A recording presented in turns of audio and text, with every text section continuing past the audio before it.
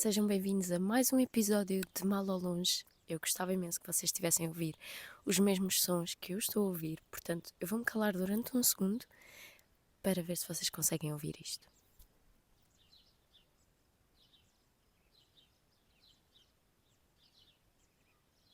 Espero que este silêncio não tenha sido desconfortável. Se vocês não conseguiram ouvir, eu espero mesmo que tenham conseguido ouvir. Estamos a ouvir ruídos de pássaros, imensos pássaros diferentes, vespas e pechesas que andam por aqui a voar, e eu gostava de dizer que estamos a ouvir também o som da brisa de verão a agitar as árvores, mas nem isso estamos, porque não há. E está tanto calor que é claro que eu fiz questão de vir gravar o podcast na rua e, na verdade, é um bocado isto que eu quero fazer para todos os episódios do podcast. Foi essa uma das razões pelas quais eu decidi comprar o mini microfone com o qual eu estou a gravar, que por sinal tem uma qualidade, diria eu, bastante boa, mas digam-me vocês o contrário, se não acharem que a qualidade deste microfone é boa. Mas eu acho que sim. Não é o primeiro episódio que eu gravo, na verdade, com este microfone. O de Copenhaga foi também gravado. Eu normalmente utilizo outro microfone para isto, o microfone que eu tenho em casa, mas eu quero que este podcast seja flexível e que possamos trazer este podcast para todo o lado, para onde eu vá. Portanto, se eu estiver fora, quero que este podcast vá comigo, e isto porque gostava que a maior parte das coisas que eu partilho fossem mais no imediato, e acho que só assim é que será possível. Para quem não está a ver isto em modo de vídeo, porque vocês já sabem, eu digo sempre isto, vocês podem acompanhar o Mal ao Longe no YouTube. Eu estou sentada no jardim, neste caso no jardim da mãe do meu namorado, e este jardim fica numa Santa Terra, em Pedrógão Grande. Eu tenho a felicidade de eu própria ter uma pequena Santa Terra de onde o meu pai é, e onde eu, na verdade, me sinto mais em casa do que me sinto em Lisboa, que é onde eu vivo. E acabo por namorar com uma pessoa que tem uma Santa Terra também, que é mesmo de onde ele é. Não de onde os pais são, é a sua terra natal, onde tem os amigos de infância.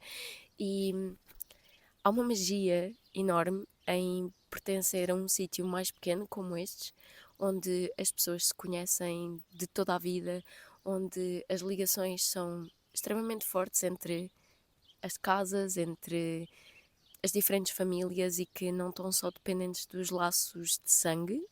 É uma coisa que muitas vezes eu diria que não há em Lisboa. Deve haver poucos sítios ainda onde se mantenham estas relações entre vizinhos, que são quase como irmãos, primos, tios, avós uns dos outros, e adorava no futuro poder viver num sítio assim, porque acho que mesmo para crianças que venham ao mundo terem a possibilidade de crescer numa pequena vila há de ser absolutamente fantástica. Eu não tive essa possibilidade em criança. Eu cresci num prédio onde os vizinhos não se falam propriamente, a não ser para ir às reuniões de condomínio, e atualmente nós vivemos num sítio onde eu sinto que existe uma pequena familiaridade entre algumas pessoas, mas não deixam de ser prédios, e eu não conheço as pessoas todas que vivem no meu prédio. Isso é das coisas que me deixa mais triste. Eu gostava muito de um dia poder criar família e poder crescer com a minha família num sítio assim, talvez não tão longe de Lisboa, para não perder as comodidades que Lisboa tem, mas cada vez mais equaciono essa opção. E eu vou ter que parar mais um segundo porque os pássaros, ouçam. Sinto que estou num sítio completamente tropical e absolutamente divinal, assim, num jardim do Éden. E é tão simples como estar aqui num jardim à porta de casa, com este bom tempo, a ouvir os sons de primavera. Primavera que, entretanto, cheira a verão, porque estão 30 graus, especialmente aqui mais no interior. Eu estou aqui com as minhas pernitas ao sol, as minhas pernitas muito branquelas, que já levaram com um pouco de loção bronzeadora para ver se arrebitam, e se eu não me sinto um pequeno fantasma a caminhar por aí de saia ou calções. Mas estou a tentar apanhar um bocadinho de sol. Eu decidi vir passar esta manhã de domingo a ler aqui no jardim, deitada a apanhar sol nas pernas, e entretanto lembrei-me que era interessante gravar o episódio do podcast hoje, porque não poderia estar em melhor mood do que estou aqui. Estamos calmos, com tempo, sem stress, e isto é uma coisa que eu tenho vindo a apreciar ao longo dos anos. Era uma coisa que eu não fazia muito antigamente, simplesmente parar para existir, e que tenho feito cada vez mais, e tenho a dizer que ler ajuda muito a isso, ajuda a que seja aceitável nós pararmos o tempo para estarmos quietos, sem fazer nada, sem ter planos gigantes de coisas a acontecer.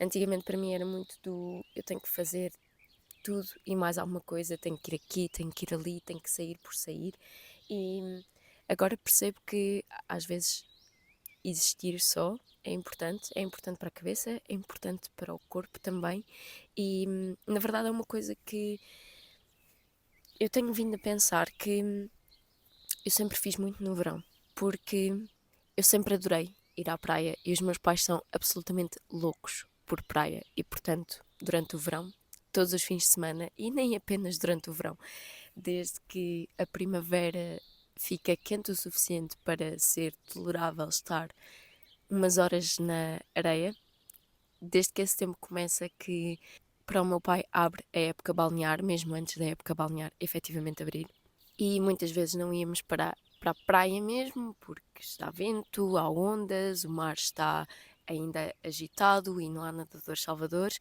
A maior parte das vezes íamos para a Lagoa da Albufeira, que é um sítio um bocadinho mais calmo e mais abrigado, onde se pode estar assim nos primeiros dias de primavera quente, não como este de 28 graus, mas aqueles dias de 25 com um bocadinho de vento, onde se estiverem abrigados conseguem estar na praia a aproveitar.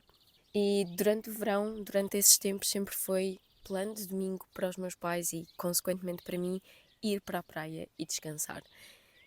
Para o meu pai, por exemplo, era mesmo esse o único momento da semana em que ele descansava e estava quieto, efetivamente, sem estar a trabalhar, sem estar a ter atividade de trabalho física e mental também. Para a minha mãe, um descanso mental, e para mim acabava por ser também um bocadinho o mesmo. E para mim, a falta de qualquer coisa para fazer, falta de atividade física, falta de plano, é um problema em qualquer local, exceto na praia. Se eu estiver na praia, não tem mal que eu não tenha nada para fazer, que eu esteja só deitada na toalha, a dormitar ou a dormir, ou mesmo só a descansar os olhos, como as pessoas de maior idade costumam dizer. E com o tempo eu tenho vindo a perceber que uma das razões pelas quais eu sou bastante mais feliz na primavera e no verão é porque me permito ter esse tempo em que eu não estou a fazer nada, coisa que normalmente no inverno não deixo que aconteça. Normalmente no inverno, se tenho tempo e se é fim de semana e se não temos nada para fazer, arranja-se planos, arranja-se coisas para inventar, para fazer em casa, sítios para ir, locais para visitar, exposições para ver, às vezes que não têm interesse nenhum, mas só pelo prazer de preencher o tempo com alguma coisa. E se calhar, eu nem tinha bem noção disso, mas isso acabava por criar um stress nas minhas semanas que eu nem sabia que estava a criar. E efetivamente, ao chegar os dias quentes, em que o meu plano poderia ser só ir para a praia, não fazer nada, tornava-me uma pessoa bastante mais feliz e descansada. Portanto, com o tempo eu tenho vindo a perceber que esses momentos são precisos, mesmo quando está mau tempo, mesmo quando está de chuva. É preciso também descansar em casa ou descansar em algum sítio, tirar um tempo para relaxar e para não fazer nada, porque isso sempre foi parte da minha vida nos dias quentes e muito provavelmente contribuíam para que eu entrasse na semana depois à segunda-feira com muito mais força e com muito mais vontade de fazer as coisas acontecer e com muita mais felicidade. E esse descanso é sem dúvida um dos fatores importantes para a felicidade em geral, ter esse tempo de quietness, como falamos no episódio da importância do silêncio, mas não só. É preciso fazer mais uns pequeninos esforços para garantir que estamos no nosso modo de felicidade máxima. Eu tenho estado bastante bem e nem sempre foi assim, especialmente durante o inverno. As coisas tendem a piorar para o meu lado porque sinto que a falta de sol me afeta de uma maneira que não é explicável. A falta de sol, a chuva, o mau tempo, os dias pequenos costumam derrotar-me um bocadinho e deixar-me sem vontade e deixar-me sem ânimo para fazer as coisas que eu mais gosto, deixar-me assim num mood um bocado mais irritadiço, menos animado como eu gosto de ser e como eu acho que normalmente sou. Mas senti que este inverno não tive tanto disso. e que estive bastante mais tranquila e consecutivamente mais feliz também neste último inverno que terminou. Acho que foi provavelmente o inverno mais feliz da minha vida, onde eu estive mais animada com tudo, independentemente do tempo, independentemente da meteorologia, independentemente de estar um frio horrível e de eu estar a tremer na rua. E acho que isso aconteceu porque este ano eu tive um bocadinho de uma atitude diferente, também impulsionada pelo facto de ter começado o podcast e de gravar os meus dias para o TikTok e de fazer vídeos. Eu criei sempre alguma emoção na minha vida e para o fazer eu usei muito a minha própria vida como o guião, de certa forma, para esses vídeos, para essa romantização da minha vida. Eu acho que sem ter noção disso, e às vezes até achando que o conceito de romantizar a vida é um bocadinho de Lulu, eu acabei por fazer muito isso este inverno, portanto impulsionada lá está por esta necessidade de eu criar conteúdo a partir da minha vida. Eu usei muito a minha vida e o que estava acontecendo na minha vida como motivação para, para encontrar emoção nos meus dias. E essa romantização acho que me fez muito bem, porque me ajudou a ver que os dias são mais do que as 8 horas de trabalho, os dias são mais do que chegar ao final do dia cansada, fazer o jantar, ver uma série, ir dormir e repetir. Há coisas sempre diferentes a acontecer a cada dia, desde que nós nos esforcemos para reparar nelas. E no fundo isso tem que ser uma escolha consciente, tem que ser uma decisão que nós tomamos, essa decisão de procurar os highlights e as coisas boas do dia, porque se não o fizermos é muito fácil que todas essas coisas passem despercebidas e que cada dia seja só mais um atrás do outro, sem nada que nós notemos como impressionante sobre esse dia. E isto não é novidade para ninguém. Não foi nada que eu não tivesse já aprendido nos livros todos que eu já li, porque eu já li muitos livros de... Eu não os vou considerar autoajuda, porque eu nunca fui à procura daquela tentativa de animação forçada que muitos livros de autoajuda trazem. Os livros que eu já li nos meus tempos mais escuros de saúde mental eram sempre livros relacionados com a neurociência, eram sempre livros que exploravam a forma como o nosso cérebro processa a felicidade, porque sempre foi interessante para mim tentar perceber que a infelicidade que às vezes nós sentimos e os desafios da saúde mental que nós temos não são propriamente culpa nossa e muitas vezes são uma resposta biológica e tirar essa culpa de cima de nós ajuda muitas vezes a relativizar as coisas e a fazer com que seja mais fácil de enfrentá-las e melhorá-las, porque sabemos que é algo que conhecemos a causa, conhecemos a origem e conhecer a causa e a origem faz com que seja mais fácil então ter ações para melhorar. E todas estas estratégias de tentativa de melhorar a forma como nós vemos a vida e de encher o nosso cérebro de felicidade forçada, de certa forma, estão mais do que estudados, estão mais do que descritos, todos os métodos, todas as estratégias para que sejamos pessoas mais felizes, e todos nós sabemos que incluem procurar as coisas boas nos dias. Eu acho que isso é muito fácil de dizer, é muito fácil de dizer a uma pessoa que costuma ir para o trabalho no comboio ou no autocarro com trombas postas, com fones nos ouvidos e irritada com a vida porque cheira mal, está cheio, está atrasado, vai chegar atrasada, está de chuva, vai-se molhar e tudo mais. É muito difícil dizer a essa pessoa: olha, a partir de agora vais ter que pôr uma lente à frente dos teus olhos e passar a olhar para tudo aquilo para onde tu olhavas e vias negativo, passar a olhar de forma positiva. Portanto, em vez de veres que está atrasado, pensar que, ok, está atrasado, mas pelo menos chegou, e significa que eu vou poder chegar ao trabalho e que não foi atraso meu, foi atraso do autocarro. O facto de estar a chover é desagradável, sim, mas vai permitir que quando vier a primavera toda a terra esteja úmida o suficiente para que as plantas voltem a nascer e tenham sido alimentadas durante este tempo desagradável, e que estar a chover vai nos motivar a ficar em casa, a fazer um bolinho, a comer uma coisa quentinha e doce para nos alegrar o coração. É muito fácil pedir isto a uma pessoa, mas a pessoa que está habituada a ter esta visão negativa sobre o mundo não vai instantaneamente: ah sim, olha, que ideia, que instrução fantástica que me deram agora, a partir de agora todo este cheiro a suor que eu sentia no metro vai passar a ser uma coisa positiva, porque significa que eu pelo menos não estou entupido do nariz. E por isso, mais do que dizermos às pessoas que é importante procurar a felicidade nos nossos dias, ajuda muito mais nós explicarmos como é que se pode procurar essa felicidade, como é que podemos efetivamente... O meu gato estava a passar aqui e está a passar assim meio a cambalear. Eu estou a sentir que ele está cheio de calor e mesmo assim ele não quer ir para casa, portanto desculpem. Eu acho que o vou levar para casa porque ele está de boca aberta neste momento, portanto deem-me um segundo.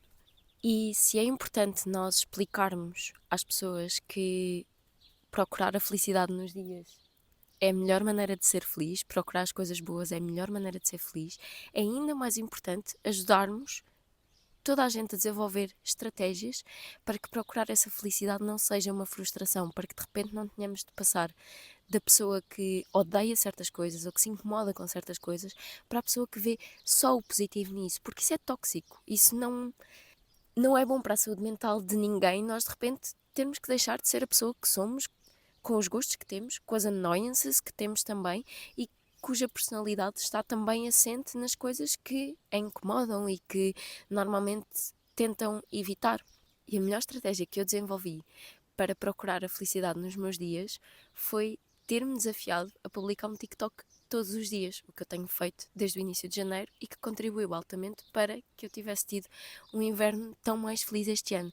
Eu ter que gravar um TikTok todos os dias e ter que todos os dias andar à procura das coisas boas que o meu dia tinha e das emoções que o meu dia tinha, para além do work, eat, sleep, repeat, forçou-me a ver essas coisas e, mais do que isso, a ter um objetivo que não a procura de felicidade. Portanto, a minha ideia era ter conteúdo para o TikTok e o meu objetivo era ter conteúdo para o TikTok, não era procurar as coisas boas.